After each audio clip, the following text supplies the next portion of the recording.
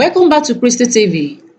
Nancy Umeh, which is Korobidi's sister, have explained her surrogacy journey, how she began this surrogacy journey, and what happened that made her to choose surrogacy as an option for her to have her third child. According to her, this video you're about to watch now, this lady explained in detail what actually happened in her life right from when she was still in the university. And according to what this lady says, she said that she's passing through PCOS, which has she have undergone diagnosis of these PCOS, and how she ended up with secondary infertility. My correct people, before you judge someone, make sure you hear their true story so that you will not end up regretting why you are judging them later. Don't forget to subscribe, turn on the notification button so that you get notified of all latest news. Watch the rest of the video and drop your comment in the comment section. Story in 3 parts because I don't want it to be too long. My emails are filled up, my DMs avalanche. So my daughter is 3 weeks old. I think I'm settled now, so I can tell you guys my story now. It all started way before we even got married, when I discovered that I had PCOS. When I was in university, I would stay for like 6 months without seeing my periods, and I thought, okay, maybe it's because I'm very skinny. I mean, I was a nurse. So I knew about PCOS, but I didn't take it seriously. It was until I saw my ovaries in an ultrasound. That was when it dawned on me that, wow, Nancy, look at your ovaries. this is a lot of eggs. How are you gonna cope? I knew I was gonna have to put in some more, some effort to bear children, but I did not realize, that God will bless us so effortlessly. Because when we got married, before we got married, I was in the UK. I decided to get my life right. I was eating, I was exercising, I was eating clean, I was taking my supplements. You guys, my period became regular in the UK. Before I came back to Nigeria, I was seeing my period every 28 days on the clock. So, and I was ovulating. I was jubilating at the time, like, oh my God, PCS has got nothing on me. Yes, let's go. Got married November ending. By December ending, I was pregnant. Yeah, I was pregnant by December ending because my daughter was born in September, early September. So yeah, that's how fertile I was. My daughter was not even up to 5 months old when I took in again. Yes, and this time around, I took in with twins, unassisted, no IVF, no IUI. I took in again, this time around with twins. I was already coping with my daughter who was 5 months breastfeeding. When I didn't find my period, I was like, hey, what's happened? I checked, I was pregnant. By the time it was 3 months and I discovered that it was twins, I was already thinking of, oh my God, how am I going to cope? Like, that pregnancy was so traumatic that I told myself, Guy, I have to do family planning after this pregnancy. It was when I was in the US, my daughter was asking me, how far, what do you want to do? I said, just do anything. I cannot afford to get pregnant again because I might just, lose it. So we were, going through options, and I wanted something that wouldn't take too long because I wanted our son to be like 1-2 years before we started trying again. So I opted for the implants, for Implanol. I put the Implanol in, and one thing I noticed was that I was bleeding consistently for 3 months, back to back, every single day, non-stop, for 3 whole months. I had never bled that long. I mean, I had PCOS. Sometimes I would have long periods where I won't see my period, and then boom, I'll see my period for a long time. But 3 months, that's when I knew something was wrong with that Implanol. So, coupled with the fact that I was getting really depressed, I was feeling so bad. I was having mood swings, very bad mood swings. My husband said, please though, whatever it is you put in your arm, you need to go take it out because you're acting kind of weird. And I knew it, when you know that you are acting weird, but you cannot even help it. That's what happened to me, guys. So eventually, after like a year of suffering, I took it out. Lo and behold, I started looking for my period. I did not find it. I was like, period, where are you? Period. Period is like, I'm gone. I'm on vacation. You guys, it shocked me because 6 months after I took out my implanol, no periods whatsoever. I said, you know what? I'm going to do what I used to do before I got married. I'm going to start eating right. I'm going to start sleeping right. I'm going to start my exercise. Yo, what's up with my supplements? I found out, I gathered all my supplements, started taking again. Lo and behold, after like 6 months, my periods started to come back. They weren't as consistent. You know, they were 31 days, sometimes 40 days. But I was happy I was seeing them. All right? So I became very consistent. And then boom, they started coming back again. And I was so excited. I was like, okay, now it's time to try again for another baby. So we started timing the periods, started, you know, having X during the time that I would be ovulating. But nothing was happening. We tried at least 1 whole year after I took out my implant with no success whatsoever. We didn't get pregnant, not once. So I knew that, okay, something was happening. It was right before the pandemic. I saw one of my friends, one of my doctor friends in Nigeria, Dr. Ogunkinle. We had worked together at the Bridge Clinic over a decade ago. So I was like, okay, I'm seeing all these other doctors now, but I want you to have a look. What's up with me? So I booked another round of tests, HSG, hysteroscopy. I did everything, guys. Everything was okay. There was absolutely nothing wrong. So he said, you know what? Let's try IUI. And then I was like, okay, IUI. So we did IUI, 2 cycles unmedicated. Then we tried again, I think 4 cycles with clomid, and I think I can't remember the other drug. We tried 1 more cycle with injections, that's IUI with injections, and no show, no pregnancy whatsoever. So on my own, I decided to try IUI, sorry, not IUI, I decided to try like a targeted, medicated TTC in my bedroom with clomid, and we got pregnant. But we miscarried. The second time we got pregnant, however, I think it was a chemical pregnancy because it was just after 2 weeks I bled again. So that's how the miscarriages started. All right.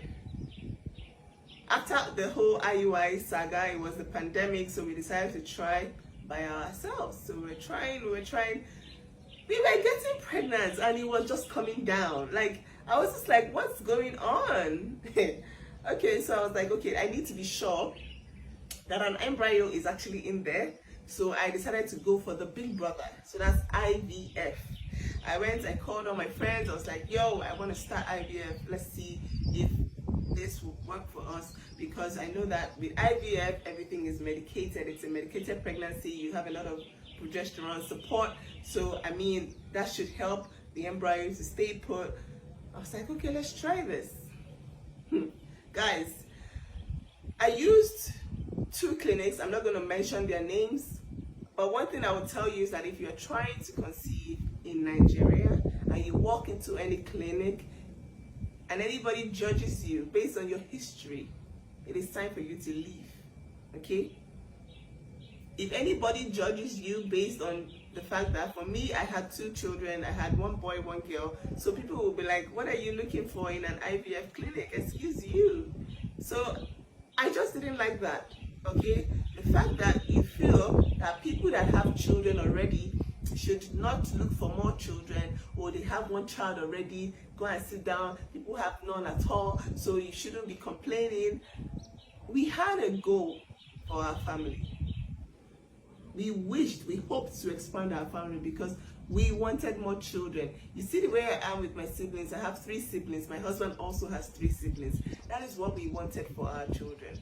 A large family that they could fall back on. Because in life, it is so important. In fact, sometimes your success is mainly based on how much support you have as a family. Right? 2 clinics I went to, they judged me. I'm not going to mention them. One of them, we had a somewhat successful cycle, ended up in miscarriage. And then I decided to, you know what, let me just go holler at my friends. I contacted Dr. Ogunkinle, who we also did one of the IUI cycles with. And it was like, okay, come in, let's see what's going to happen. So we did. And that is when we started getting very serious with this, all right? What we noticed was that my lining wouldn't get past 7 mm.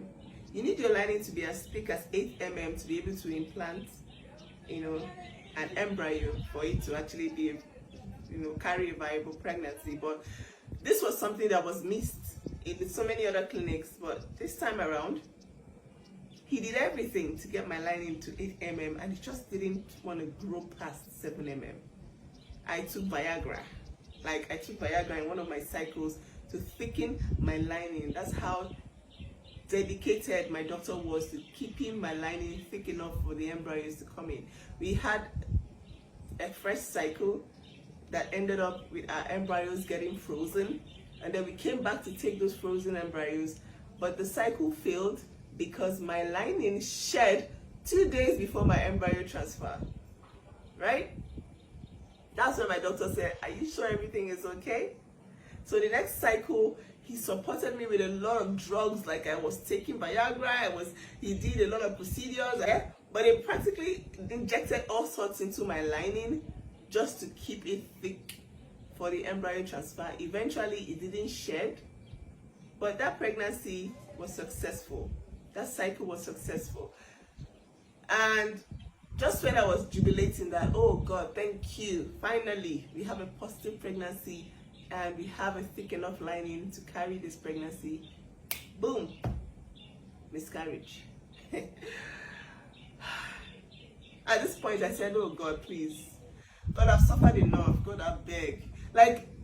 You know how many times you have hopes and dreams that this will be your child. This will be the pregnancy that would end up with your child, and then nothing happens.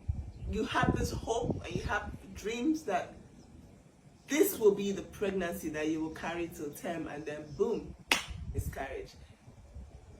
At this time, I was getting fat, getting slim, getting fat, getting slim. People would body shame me online, say, oh my God, you're getting so big.